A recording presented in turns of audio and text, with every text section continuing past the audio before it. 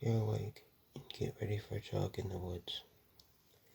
Outside is cloudy and silent. Where you live is in a rural area where no one can hear you scream even if you're loud enough. But there is no such thing. On your porch is quiet. The house is too. You leave it and begin your jog in the woods. 3 minutes into your jog, you hear sirens. You're confused because it wasn't summer or spring. The sirens you hear are tornado sirens. This shouldn't be possible. It was late autumn. Tornadoes are formed by warm air, rain, and strong winds. It was windy, but it was not a problem. Autumn leaves move around everywhere, around blown by the wind. While this is happening, you still hear the signs. You look curious and flustered. As you search the environment around you, there was nothing there. But then, you spot something around by a tall tree. Looking at it, you see it is not human. It's not an animal or a person you've ever seen before. You realize it's not a normal height or has normal skin. Its body is bigger in height than yours, but weight is too slim. Their flesh is veins popping out and disgusting. Its claws were sharp enough to cut through the tree inside. And the head is abnormal. His or her head, whatever it was not human, like anything you've ever seen. It was like no other. There were 2 sirens, and inside were teeth. Each siren head away from each other. You are afraid of an abnormal creature standing in front of you with old flesh as veins popped out and sirens for a head. As you spot it, you realize the noise stopped. It spots you. The figure began to walk towards you in a threatening manner. You're afraid and start sprinting away. The creature picks you up. You scream loud enough, but it's useless. Even though someone could hear you, it wouldn't be possible for someone to be able to save you. The creature puts you in its mouth and chews you up into nothing. You can no longer be heard, and you can no longer exist. I've heard of a 40-foot creature named Siren Head. The description of the creature wasn't as scary as I thought it was until I met it in person. Me and my friend Caleb left home alone in my house while my parents went on a cruise for the weekend, so we had the house to ourselves and could do whatever we wanted. It was Saturday, as me and Caleb were sitting down playing Monopoly with when Caleb caught the idea to go searching in the woods for something or someone called Siren Head. I asked him who Siren Head was, and he looked at me as if I'd seen a ghost. Caleb, surprised, asked, "You never heard of Siren Head?" I nodded and said no. Caleb grinned at me and said we were going at night, that I didn't have a choice because he wasn't going alone. I sighed and agreed, even though I knew this thing he was talking about wasn't real. Before we went to see if this Siren Head was real, I asked what he looked like. Caleb told me in a very quiet and whispered tone that Siren Head was this tall and fleshy creature with veins popping out, whose body is a pole with 2 speakers for a head. Honestly, when he said this, I got kind of creeped out. He then said in a scary, playful way that he mimicked sounds and noises like other sounds, and had teeth in both sirens, saying that he only preyed on humans. But when he did, I made a face at him because I thought then that he was just trying to be funny. However, I still went with him to see if Siren Head or as I said, to see if he was real. Later, it was 2:03 a.m. Caleb said we should wait for 1 hour to go out because of what he said. 3 a.m. Caleb told me that 3 a.m. was the devil's hour. I didn't believe what he said. I've heard and watched videos of YouTubers who made videos at 3 a.m. but never believed it was real. Others may have, but I just couldn't.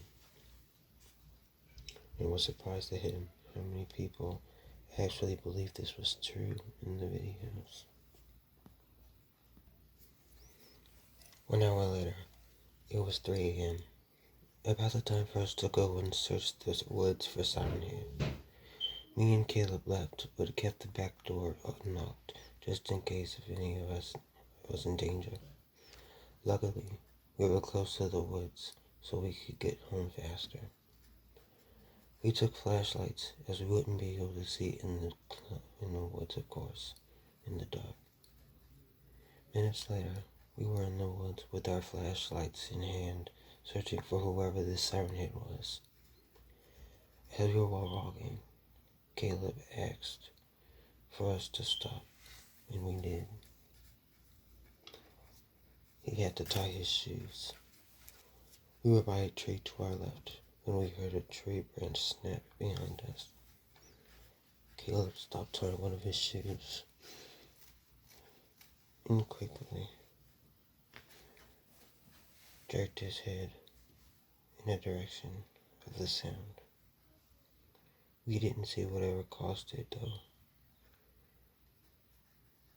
It was dark outside, which put me and Caleb in a fight mode. Mostly me, because I didn't know what to expect. I was sure Caleb was, since he brought me out there in search for some made-up thing. Whoever made that noise could have been an animal or person. Caleb insisted I go see what it was. He said, "Dude, go see what that was." "No way am I doing that," I said. I was not going to see what was lurking about deep in the woods. As soon as we were standing in a scared stance, we heard another noise to our left. Footsteps. Footsteps were heading towards us, and we saw what it was. Or rather who it was. It was what we thought to be a man in all black staring at us. He moved in our direction. Caleb and I were so scared, we ran back to my house screaming as if we were running from a monster. He got inside my house 3 minutes later because we got lost at first, but eventually found our way back.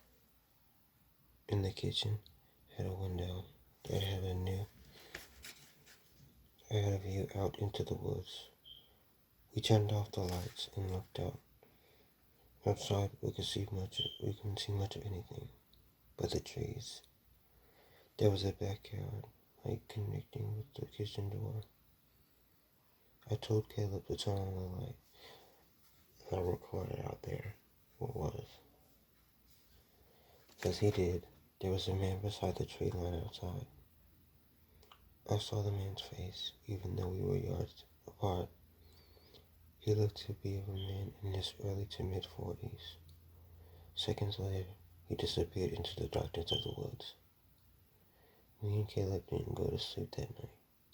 We stayed up until the sun came up. Luckily, the man didn't come back.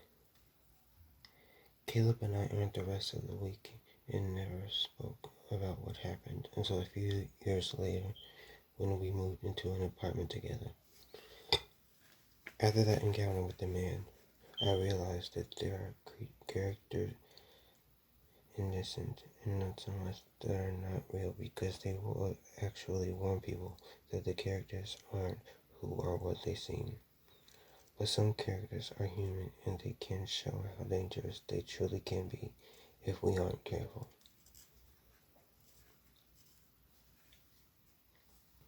This happened to my friend Benny when he decided to go looking for a fictional character known as Siren. I'm sure all of you have heard of him by now, so I don't have to explain who or what he is. Benny lived with his dad because his parents were divorced and he had a horrible relationship with his mom. Honestly, I wouldn't blame him. I've experienced how his mom could be. She was always nasty towards me and Benny, but him especially.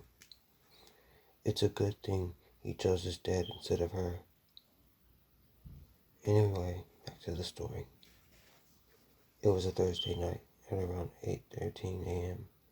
Benny and I were talking about a trip we'd be going on with him and his dad to New York. Later in the conversation, Benny told me he started hearing sirens or something. He then said it sounded like tornado sirens. That's impossible though. It was November. Tornadoes only occur in hot weather, which means we'd probably hear tornado sirens during late spring or summer. Benny asked me if he would see what it was. I told him yes, and to be careful. He said okay. I said it back. I could hear Benny's footsteps moving to the window as I was on my phone, where I could hear the noise he said he heard on the other side of the phone. Then as he went back to check what it was, the noise stopped. Benny's side of the phone fell quiet. Then with me hearing his breathing. Then I was shocked as I heard glass breaking and the sound of Benny yelling.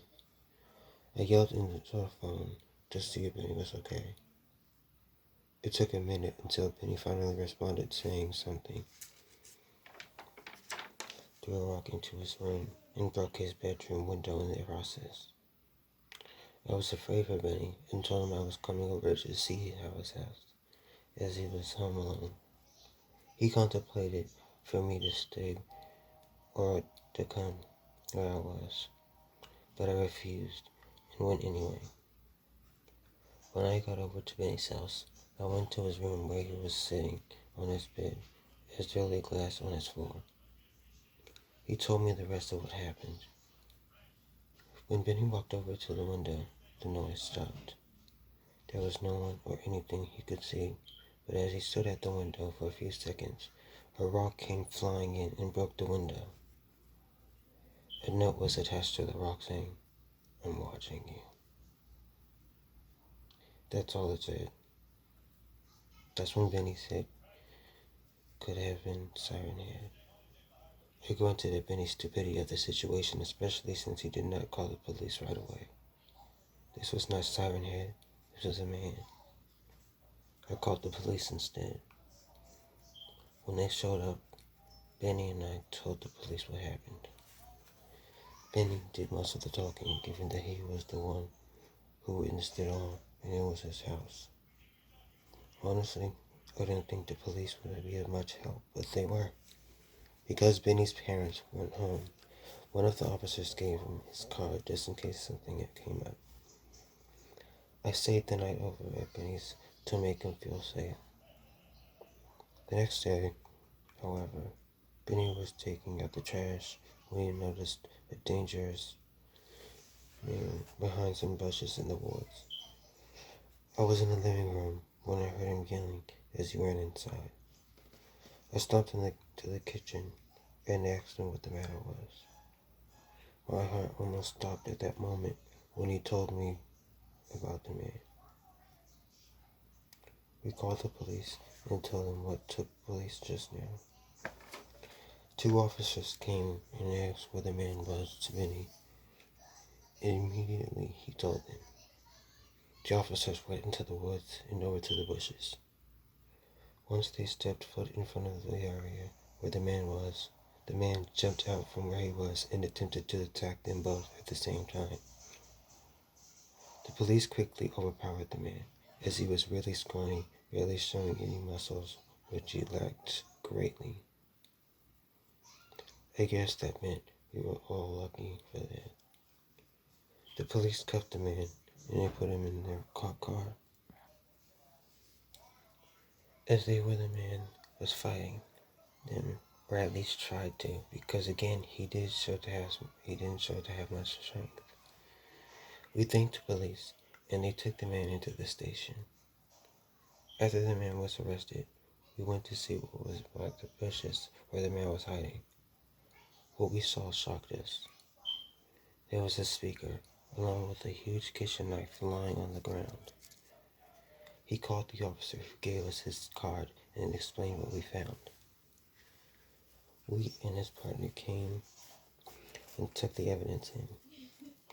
Later that day, we learned that the man who was in the woods was using the fact that people thought Siren Head was real to his advantage. He was planning on luring Benny outside and stabbing him to death because he thought he was alone, and was planning on stealing any valuables left. I'll be honest, when I heard about what the man was planning, I was extremely freaked out and afraid for Benny's safety. At the same, I was angry because some man neither of knew was saying he wanted to murder my friend. At that point, I wanted to hurt the man severely. Anyway, I couldn't do much of anything to him though. I would have been most likely put in jail for assault, which wouldn't make any sense, since Benny needed my support. Benny was emotionally messed up after this incident, and it wouldn't do me any good if I couldn't support my friend while he looked up. Of course, I wouldn't be able to because, especially, for some reason the man was being protected, and I later found out why. The man was a convicted sex offender and serial killer. The day before he decided he was going to try and kill Benny, he tried to do the same thing to another minor, 1 year younger than us. Luckily, the man was arrested before he could do anything. This whole experience left me and Benny finding it hard to trust people after this, but we went to the therapy together and eventually got better. Now I find it safe to say that I will be more protective of my friends in home. You know the saying, keep your friends close and your enemies closer. Or I'd rather not keep my enemies closer. Thanks for watching. If you enjoyed this video, make sure to leave a like and comment down below. Also, make sure to subscribe and hit the notification bell to be notified of more videos to come. If you do, it would be most appreciated if you did. By the way, if you want to send any stories for me to read, feel free to send me anything scary or creepy that happened to you to my email in the description below. Tell me how you'd also like your name to be credited. Again, thanks for watching, and we meet again.